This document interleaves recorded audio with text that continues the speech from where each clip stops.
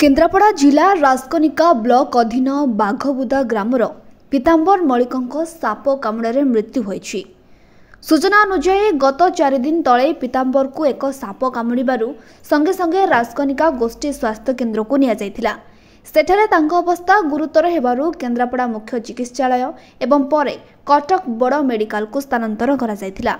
सेठारे चिकित्सित होई सुस्थ हेबा परे परे घर को आसीथिले पीताम्बर बाबू, किंतु शनिवार राति रे पेट फुली जिबा एवं देह हाथ कुंडेई हेबारु संगे संगे राजकनिका गोष्ठी स्वास्थ्य केन्द्र को तांको निया जायथिला।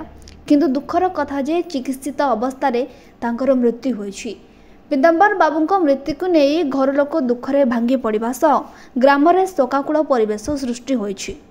से सकाळु भोर भोर झाड़ा जाइतिले, झाड़ा से टाइम साप कामुड़ीला। कामुड़ार आम तुरंत नहीं कनिका मेडिकल को एवं कनिका मेडिकल पारि नथिले केन्द्रापड़ा को रेफर करथिले। केन्द्रापड़ा मेडिकल किसी जानी पारि नथिले, कटक को रेफर करथिले। कटक मेडिकल सेठी ट्रीटमेंट होइकी घर को से गोटे दिन रहिला पर घर को विदा कर देथिले एवं घर को आनला पर काली हठात कहले पेट ये होउची। तापर आम मेडिकल कनिका मेडिकल फोन नैथिलु। कनिका मेडिकल नेला पर सेठी तांकर देहांत होइतिला। कौन कहमी आ गले भोर गले झाड़ा गले, झाड़ा आसिकी से झाड़ा जाइथिले सेउटू साप कामुड़िला।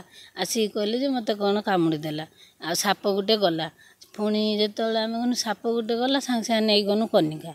कनिकारु रेफर कले कहले केन्द्रापड़ा नहीं जाओ, एठी किछि नाही कौन नहीं केन्द्रापड़ार चिकित्सा हे। सेठू केन्द्रापड़ा जेतले नेलु से सांगे सांगे कटक पठेदेले।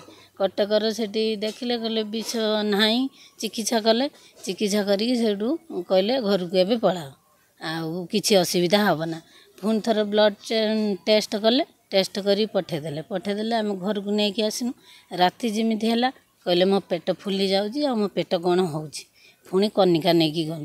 कनिका जिमिति नहीं कि गनु। कनिकार सेठी खाली साइलेन ऑक्सीजन लागिची आ डॉक्टर मृत्यु घोषणा कर। से जने सोचोट कर्तव्यपरायण व्यक्ति थिले एवं तांको आत्मा को सद्गति प्रदान निमंते गाँ लोक प्रार्थना करिसेंती। राजकनिकार बाबू खान का रिपोर्ट, कलिंग टुडे लाइव।